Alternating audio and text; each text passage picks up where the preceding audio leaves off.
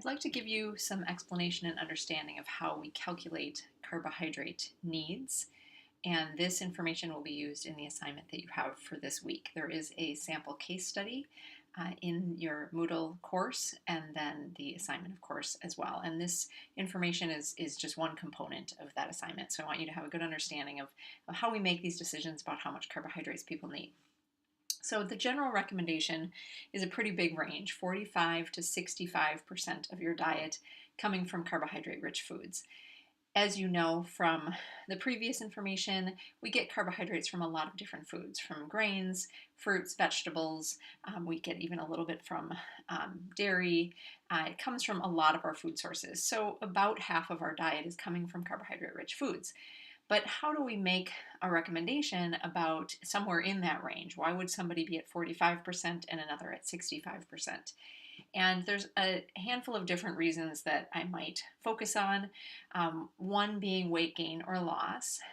My experience is that when individuals are trying to lose weight, I find particularly for women, middle-aged women, perimenopausal, menopausal women, a lower carbohydrate intake tends to be much more effective for them to lose weight. So though the recommendations may be a little bit higher, I even might go as low as 40% of the diet if someone's really struggling to lose weight. Again, we also will always consider the choices of foods that they're making within that group, and we already talked about that in the previous lecture. So weight gain or loss is a factor if someone is trying to gain weight. Carbohydrate-rich foods might be an easy way for them to eat more and increase that weight as well. Stage of life may impact carbohydrate needs. As I mentioned, for older women through the years of menopause, that can be a lower carbohydrate, can be a little bit more effective. For a child, you might need a higher carbohydrate intake just because they're growing. They need those calories and they need that energy.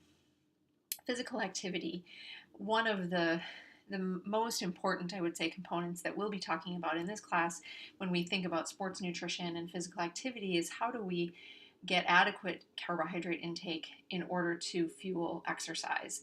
And that might be where we'd get up to certainly the higher 65% area would be some more likely for an athlete, someone that's training, a runner. The average person who is just regular daily exercise does not need that level of carbohydrate. I would still, for most people, I'd say 50% ish. To get up to that 65% is going to be more your athletes and those in training. And then health status is going to impact your carbohydrate recommendations as well. That, again, may be based on some of these previous things, weight gain or loss, stage of life, but also cardiovascular health, family history, diabetes. Are there pre-diabetes? Are there other things going on with that individual's health that we might want to increase or lower those carbohydrate foods? And again, to me, I always go back to what are the choices of those carbohydrate foods. We want, of course, a diet that's rich in fruits and vegetables, and of the grain choices, choosing whole grains. But someone's health status, particularly blood sugar regulation, is going to have a big impact on that carbohydrate recommendation as well. Also, I will just add there isn't a one size fits all. So each person is an individual and we address each person in that way. And we have to look at what's working, what's not working. If someone is consuming, 50, 60% carbohydrates and they're really struggling with their health or with weight loss, then that would be an opportunity to make some adjustment and see if that improves the situation. So how do we do the math to calculate these carbohydrate needs? So first of all, we start out with the calorie intake, and we'll get into more detail in the future about how we choose that calorie intake, but we're just going to give an example here. So 2,000 calories a day. If we're choosing 45% carbohydrates, we multiply that 2,000 calories times 45%, and we come up with 900 calories coming from carbohydrates in the diet. And then we want to calculate our grams of carbohydrates. There are 4 calories in each gram of carbohydrate.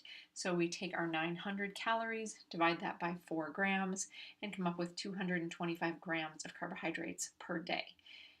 So that's the simple math that you'll do. I want you to understand that well to be able to do that over and over. It helps to, when we're talking about food labels and we're talking about dietary recommendations, to have that gram of carbohydrate gives an individual a good tool to help them find information to see of what they're eating. Am I getting within that range, or am I way over or way under what my goals are? Uh, so this gives you a good base recommendation, and we will do this as we move forward for fat and protein as well.